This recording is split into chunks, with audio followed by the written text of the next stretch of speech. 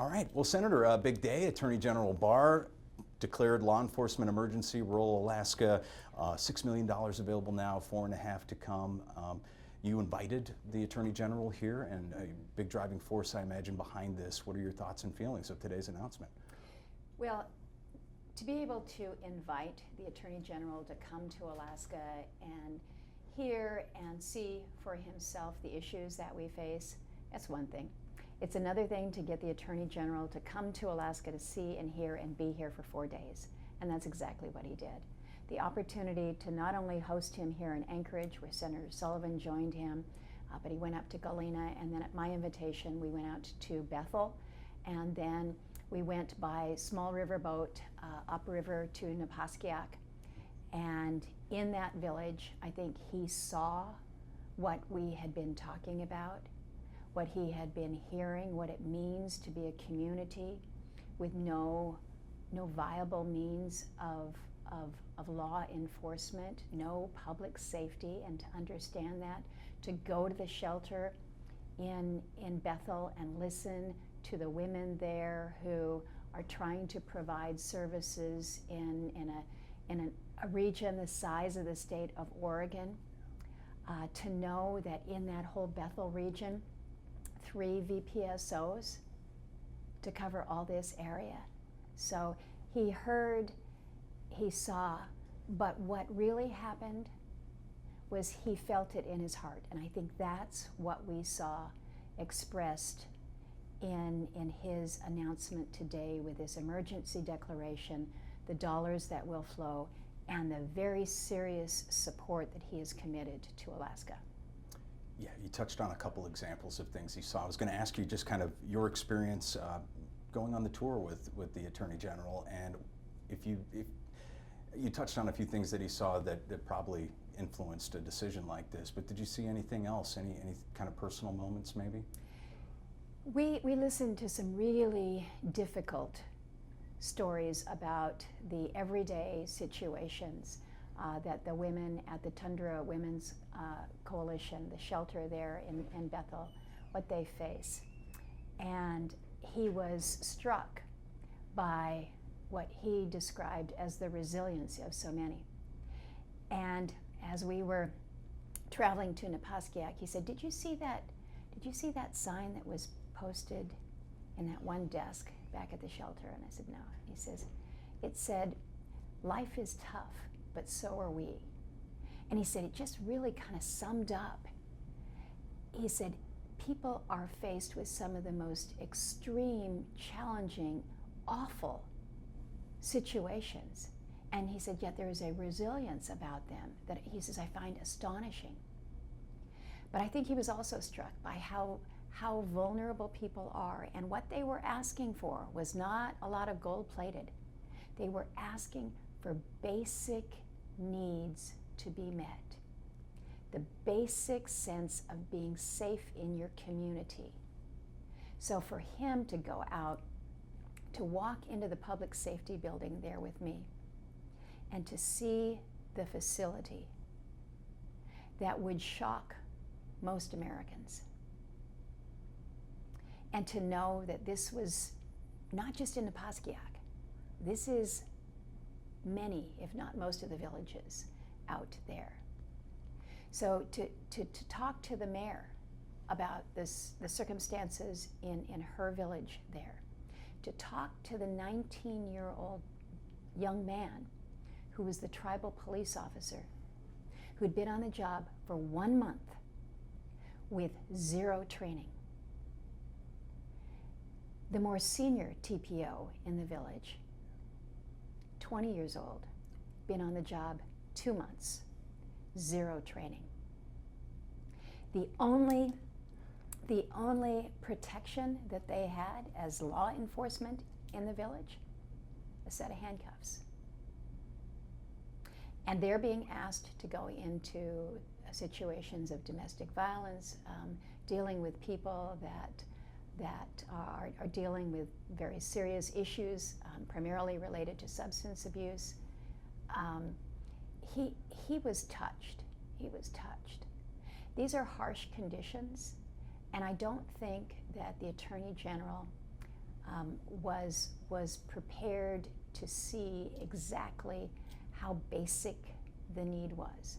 And he kept mentioning the vulnerability, that these were the most vulnerable people, and that was why he chose to come to Alaska as his first trip as the country's Attorney General. Well, in terms of the money itself and what it's going to do and how it's going to help, do you have an opinion on where it can do the most good? I saw it's going to do a lot of training and paying people what that job would entail, I would imagine. Well, part of our challenge right now is we don't have enough men and women who want to be a VPSO or a VPO or a TPO, and primarily it is because they're funded just bare minimum, and again have difficult jobs. So part of what we have to deal with is the fact that we must compensate these individuals for the work that they do, but also think about the challenge.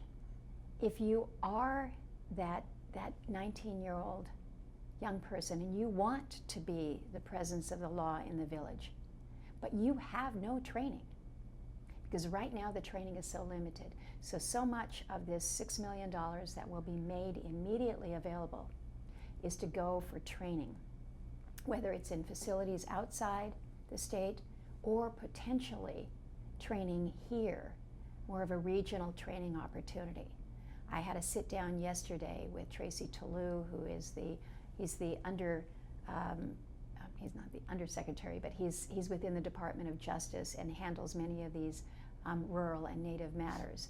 And we were talking about that aspect of the training, making sure that for those who are from these small villages, that they view that as a positive opportunity for them.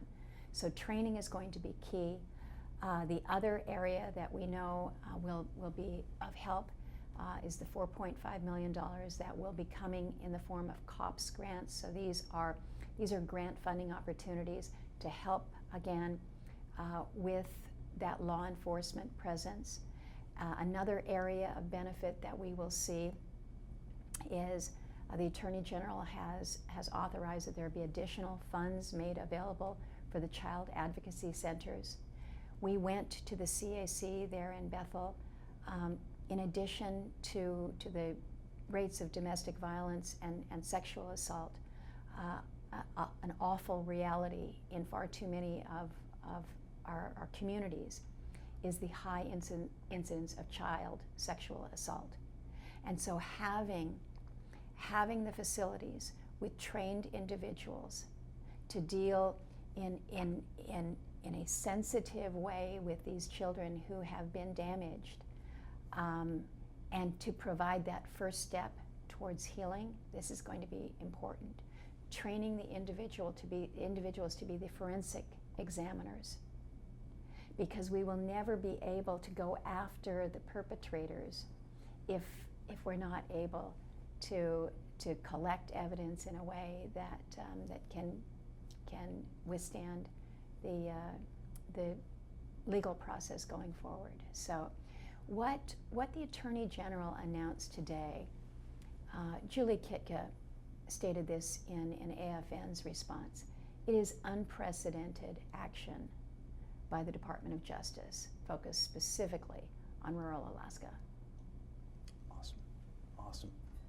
And along the lines of fighting for rural Alaska, I know, has there been any progress on the bipartisan group when you sent the letter asking for the study on the missing and murdered indigenous women's crisis? Yeah. So just kind of get an update on that.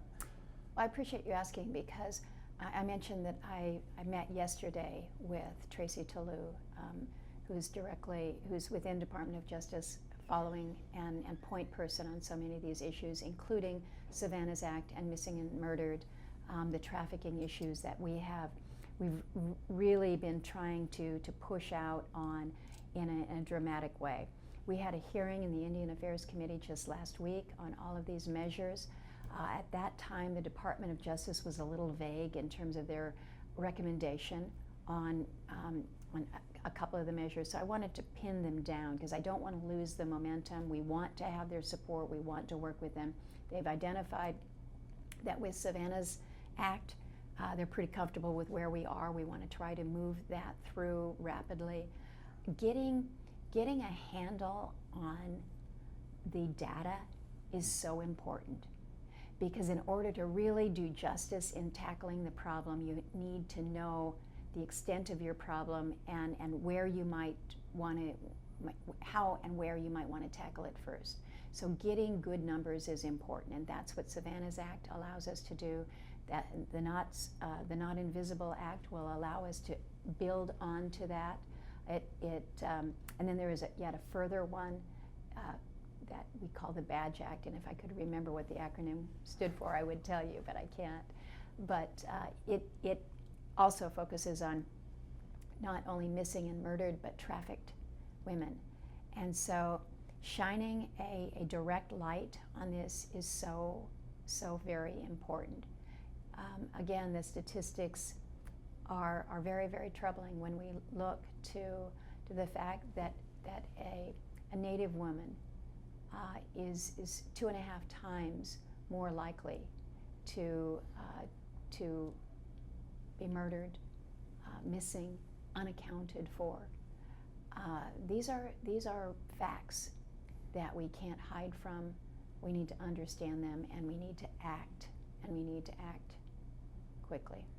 We need to act quickly, but you are encouraged by the progress? I'll be encouraged by the progress when we are able to move this package of bills through the Congress and into law. I met with the senator from Nevada who is working side by side with me on these in the Senate, and we met with our House counterparts who are working these same issues. We met just the day before yesterday to talk about how we can move things jointly, not only bipartisan but bicameral. So we're working to make sure that that the momentum, I think, that we have gained, we don't start slipping backwards on. Okay. All right, switching gears just a little bit. One question on Pebble. We hear you're going to be visiting Bristol Bay this weekend, and also that there are some pretty large protests planned. So with the public comment period ending on Monday, what do you say to folks that believe that you're all in on the mining side, I guess? Well, what I have said, and I think I've made very, very clear throughout this long process, and it has been a long process, is that whatever the project is, whether it is a mine, whether it is an oil exploration project, whether it is timber harvest, whatever the project is, we have to be ensured as Alaskans that the process that would allow for exploration and permitting is a fair and honest and transparent process.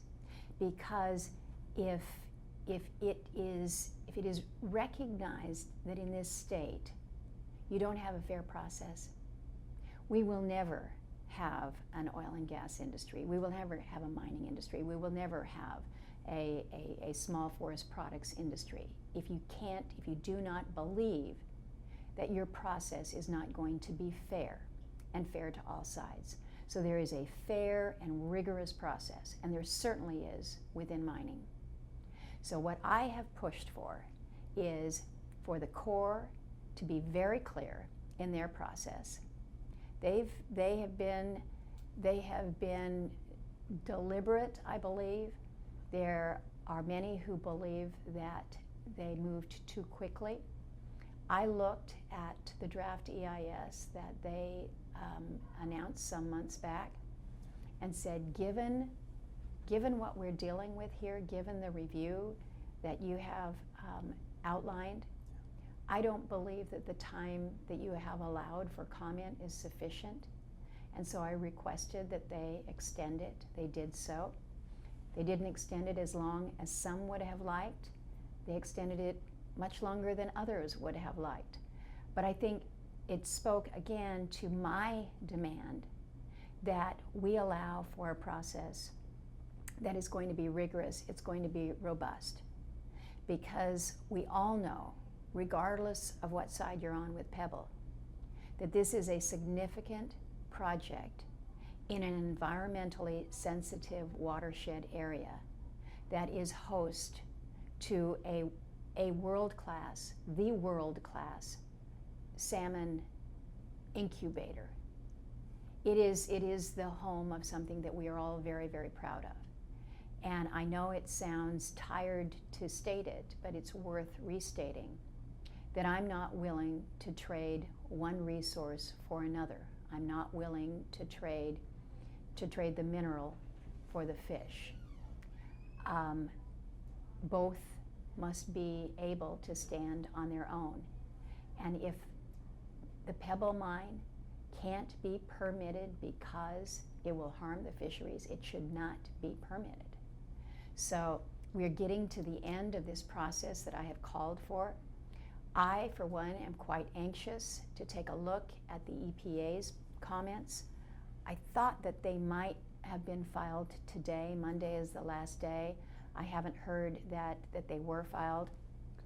But I spoke with the General Counsel for EPA, Matt Leopold, who was up in the state a couple weeks ago, out in the region, to hear from Alaskans about Pebble. As you know, they made their announcement that they were going to direct the Region 10 EPA director to resume the consideration of the withdrawal. I think it's a confusing way to state that the EPA wants to make sure that there is no preemptive veto, which I have supported. I don't think you should have a preemptive veto on any project. But at the same time that the General Counsel stated that, he also indicated that they are going to move forward with what they call a 404Q process. Again, bureaucrats would understand that, but what it does is it elevates the environmental concerns that the EPA has identified to a higher level. In other words, they have identified through their review that there are environmental concerns that have not been addressed by the Corps to the EPA's sufficiency. So I want to see what it is that they will outline in their comments. So again, they may have been filed, and I'll have an opportunity to read them this weekend. But what I have encouraged Alaskans, this is an important process, and I know people get impatient with me because they want me to just side with them right now emotionally. I'm going to take the time, do the deliberative, thoughtful review of the science that we have asked for in a process that I need to be able to say has been honest and fair and robust. And if I don't feel that it has been robust at the end of this review, then I will state so. But I'm not going to interrupt what I think is too significant a review because people are asking me, tell me yes or tell me no, and tell me now. I think I owe it to Alaskans, to all Alaskans, to make sure that I am fairly evaluating every step of the way. It's been a long process, and I think that has been as tiring as anything, and I so respect the people of the region who have been living with this for decades, many of them. And I know they want some finality to this, but again, I want to make sure that we are making the decision based on the science, the data, and truly a fair review and analysis. Okay. Thank you. And then final No question. soundbite there, man. That went on for a long time. There's going to be something in there. There's many good things. The big bipartisan healthcare legislation that moved out of committee yesterday. Yesterday. Yeah. Well, can you talk about your support for the bill and how you think it'll benefit Alaskans? Well, it was just 2 years ago that the big fight of the summer was, what do we do with the Affordable Care Act? What do we do with Obamacare? And at that time, in my view, there was not a robust, a good replacement for what we had with the ACA. And so I made a few headlines when I voted against the Republican proposal that would have repealed parts of the ACA, because I felt that we could not leave Alaskans hanging, that they needed to know what the plan was. That was all about access to health care coverage. It was all about requiring people to have coverage and who was going to get support and who was not going to get support. I have always said that the fight should not be about who has coverage and who doesn't have coverage and how much does everyone get to buy that coverage. If we can reduce the cost of health care, then maybe we can afford our health care insurance. But in all of that debate, in all of that fight, we didn't ever get to what we really needed to, the heart of the matter, which is, how do we reduce the cost of health care? So that's where we are this year, which is where I've asked to be for 2 years. So I really applaud Chairman Alexander from Tennessee and his ranking member, Senator Murray from Washington, for coming together and saying, we're not going to fight about whether we love or we hate the ACA. We're going to come together to try to figure out how we can reduce healthcare costs. So there were many provisions in it that I think are going to be very impactful. Things like making sure that there's transparency in costs. I think when you can do some comparative shopping, you can usually see costs that will go down a little bit. We focus on drug pricing and making sure that the pricing for drugs does not go through the roof for some unknown reason, but just because they can. I've actually co-sponsored a bill with Senator Baldwin that became incorporated as part of this lower cost health care bill that would say if a company who has had a drug on the market for a period of time increases that drug beyond a small threshold amount, they have to justify why they're charging that. And the case in point that I'll give you is that insulin, something that has been around for decades and decades, the makers have been able to jack up the prices without anybody calling them on it, without having to have any justification for the increase in costs, and then the consumer bears it. Another matter that I've been working on very, very hard is something that we call surprise billing. We've all heard stories about people who have been very conscientious. They're going to go in, they're going to get a knee replacement, they've checked with their doctor, they've checked with their hospital, they're making sure that everybody's in network, and they have determined that they're going to be able to meet the costs, and they've been a very conscientious healthcare consumer.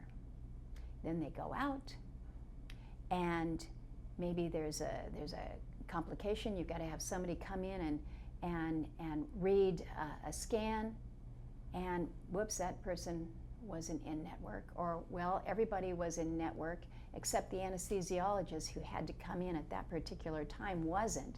And so you wake up, you come out, and 3 weeks later you get a $3,000 bill for something that was a complete surprise to you. And I hear this all the time. And it's not it's not that providers are being sneaky about it, it's just that it's complicated to just make sure that everybody in the process has been in network. But it should not be that way. And so we have been working as part of a task force to try to figure out a process that will get the consumer out of that fight. Have the argument over whether or not that billing was appropriate between the insurer and the provider or the hospital. But don't keep sending the bills to the patient who had no control over this whatsoever. Let's allow for that process. We got some forward movement on that, but in fairness, the main bill has a provision that I'm not exactly enamored with. We're going to keep trying to address that before we go to the floor, hopefully before the end of August. The other provision that I had helped to advance was when it comes to surprise billing in Alaska. 82% of our communities are not connected by road, so if you need to get to a regional hospital, so many are medevaced out. And oftentimes those are in that surprise billing category too. When I told my colleagues that, reading a story from a person on the cruise ship in Juneau has a heart attack, is medevaced up to Anchorage, it was a $65,000 medevac. You had another medevac from someone that was in a car accident in Juneau to go down to Seattle, it was $135,000. And so you look at this and it's absolutely incredible, but these are the stories that we deal with in a state like ours. And so we're working to address some of that. Last issue that I will raise that I feel very strongly about, there's a provision that will increase the age to purchase tobacco from 19 to 21, strong bipartisan support. I brought up a measure, I didn't ask for it to be incorporated, but I'm working on it and hopefully we'll be able to include it. What we have seen in terms of nicotine to children has not been through smoking of cigarettes. It's been through the vaping, it's been through the e-cigarettes. It has exploded in levels that are absolutely unprecedented. 72% increase in the use of e-cigarettes by children just in 1 year, just in 1 year. And what we're learning is that, well, this has been touted as a smoking cessation device for adults. What we see is that I think the statistic was 2.8% of people who use the e-cigarettes are adults. And it's the children that are using the e-cigarettes. And so it's one thing to have them out on the market. It's another thing to have them out on the market as they are. I don't often use props in committee, but I had a bag of flavors that you purchase over the internet. One of them is in a slushy cup, and the flavor is slushy. One of them was called cotton candy in an attractive little strawberry cotton candy box. One, unbelievably, was actually called unicorn poop, kind of a mystery to me. But anybody that would tell me that those flavors are designed to attract an adult is not being honest. And so it may be that we've got a longer battle in understanding e-cigarettes and the potential for additional harm caused by the concentrated nicotine. But at a bare minimum, my effort is going to be to make sure that these flavored contents are taken off the market. That's just not right. You talk to young people. I just had my interns back with me for the month of June, 18-year-olds. I said, what are you seeing in your high schools? And these are kids from Barrow down to Craig, Alaska. What are you seeing that is one of the biggest problems in your school? And I'll say, well, there's drugs out there, but the one that everyone is doing are these jewels. They're doing them in the classroom. My executive assistant told me that her 5th grade son came home and said that 2 kids in his class got suspended for a couple days because they're using a jewel in the boys' bathroom. So they're easy, they're cheap, and apparently they're quite flavorful. And addictive. Highly addictive. Highly addictive, particularly to children. Ugh. Yeah. Senator, thank you very much. Thanks. Appreciate your time. All right. Welcome back home. Thank you.